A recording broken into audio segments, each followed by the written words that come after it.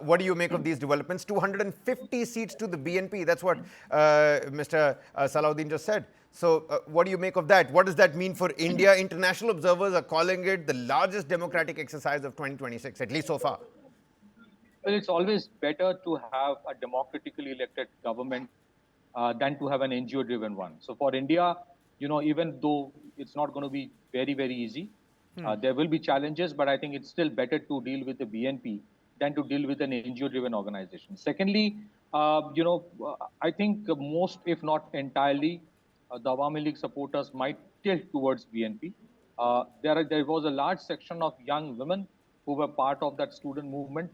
They got disillusioned when NCP actually, joined hand with Jamaat. That actually exposed what NCP essentially was and what actually the plot was all about, which Ambassador Sikri mentioned. And therefore, if you look at what would happen, look, number one, violence never went away from the streets of Bangladesh. If you see what has happened in the last 1.5 years, it was not a serene scenario. It was extremely chaotic.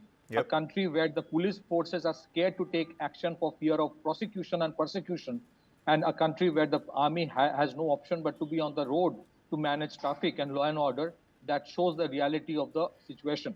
If you and when it comes to the present chief advisor or whatever you call that man, in all likelihood, whoever comes to power, Yunus will ensure that he becomes a president, and therefore he remains immune.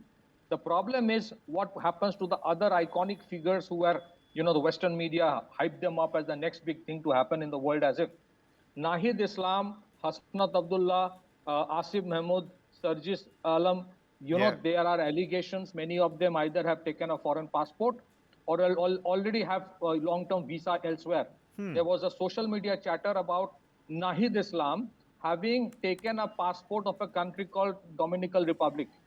Now, why would you do that if you have done an iconic revolution in your country? Why would you do that? That's a very good point. That shows the kind of hollowness of that movement, and therefore, whoever comes, violence is a given because Bangladesh has a history of cycle of violence from 1971 to 1975 to 1980s. You see every 5 to 10 years, there is a pattern of whoever is not in power. Already, I always have a backup plan to run away. But I think I would still say, in spite of challenges, it is always better to have a BNP as an elected government in power than to have a government which is perhaps being run from Washington. On the economic front, please look at what Yunus did in terms of the trade framework agreement with United States that was agreed upon yesterday, the kind of concessions that United States has extracted from Bangladesh under an interim government, which I don't know whether it has the mandate to deal with something as profound as a trade deal. And what happens after that is a very big question mark, about Bangladesh and its already sinking economic situation. Let me say my last point. Whoever comes to power, when they were on opposition, they had an anti-India stand they had to take. The moment they come to power, you would see they would at least start engaging with government of India more seriously than Yunus, because Yunus came here to do a job. He didn't come here to manage or run Bangladesh. So I think there will be challenges.